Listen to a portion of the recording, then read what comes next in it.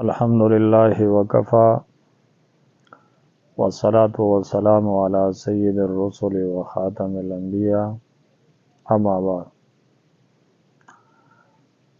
معزز دوستو، جیسا کہ آپ لوگوں کو معلوم ہے کہ ہمارے چینل سے عملیات کا سلسلہ شروع ہے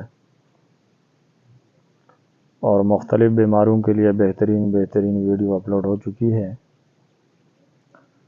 ذرا ان ویڈیو کو آپ دیکھ لیجئے اور چیک کر لیجئے، اور کوئی دوست مہربانی کر کے کمنٹ سیکشن میں بتائے کہ کیا آپ کو ان ویڈیو سے کوئی فائدہ ہو رہا ہے یا نہیں۔ بہت مجرب اور آزمودہ نسخے جو میں اپلوڈ کر رہا ہوں، تو مختلف بیماریوں کے متعلق ہماری 2 3 4 5 ویڈیو اپلوڈ ہو چکی ہے۔ انشاءاللہ آئندہ بھی اچھی موضوع پر ویڈیو اپلوڈ ہوگی۔ ہماری آج کا ویڈیو کا مقصد اور آج کا ٹاپک وہ اس متعلق ہے کہ جب کان میں درد ہو تو کان کے درد کے لیے کیا وظیفہ پڑھا جائے، کیا آیات اس کے لیے پڑھی جائے۔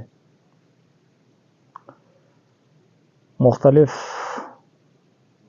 بیماریاں انسان کے وجود کے ساتھ لاحق ہوتی ہے،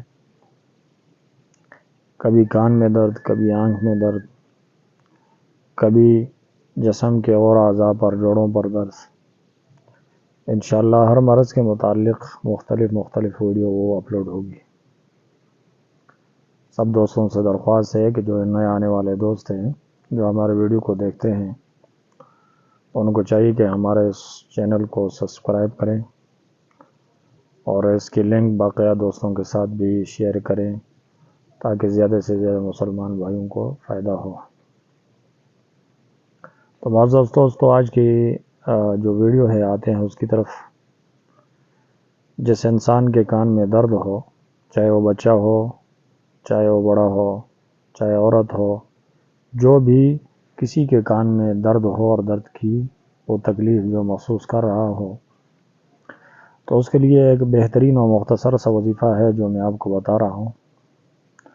یا سمیع، بسم اللہ پڑھ کر یا سمیع یہ 3 مرتبہ، 5 مرتبہ، 7 مرتبہ یا 9 مرتبہ طاق عدد میں پڑھنا ہے۔